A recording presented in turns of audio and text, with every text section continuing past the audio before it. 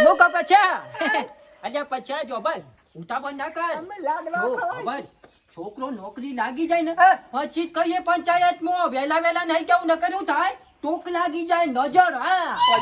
હું કહું છું લી, ખબર કે તે ખબર છોકરાને તો નહીં નોકરી લાગી રાજાને હોય છે એવું રાજા બાજે લાગી બેટા હું કહું છું આ કાગરી લા મૂકી દો બેટા હા હું કહું છું આ છે ને ડીઝલ આપણે ઓને નોકરી લાગી જાય ને પછી બાર પાડશું અચ્છા ભાઈ ઘણા દાડાથી મારે એવું થતું હતું કે તમે ઘેર ઓટો મારતા હો હું ઘેર જાઉં હું ઘેર ઓટો મારતા લેહાડો તાર દખાભાઈ હેડો આપણે બે ઘેર ભાઈ તમે ઓટો મારતા હો હવે ઘેર જઈને આવીએ હા, ઓટો મારતા. બેટા ઘેર જઈને આવી આવજો તમે જતા હો ઘેર નોકરી લાગે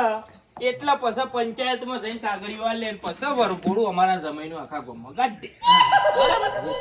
આખા ગામમાં વરઘોડું ગાઢવું હોય ખબર પડવી જો મેલ્લે કે પચાભાઈ નો જમાઈએ કોક કર્યું કોક નવું કર્યું આખા ગામ કરતી કોક નવું કર્યું એવું થવું જો વડગોડો તો હવે થશે હા વડગોડો તો પછા હવે થશે હા બેટા જાબી હું કહું છું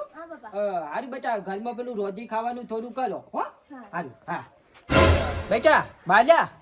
અને બીના આપણે આવો પેલી બાજુ વાત કરીએ હો હા આવો હા હું વાત હશે બાપાએ ચમ બોલા એકલા મને હું ખબર તારો બા ખબર તો પડી ગઈ છે મને લાગે એવું લાગે કહું.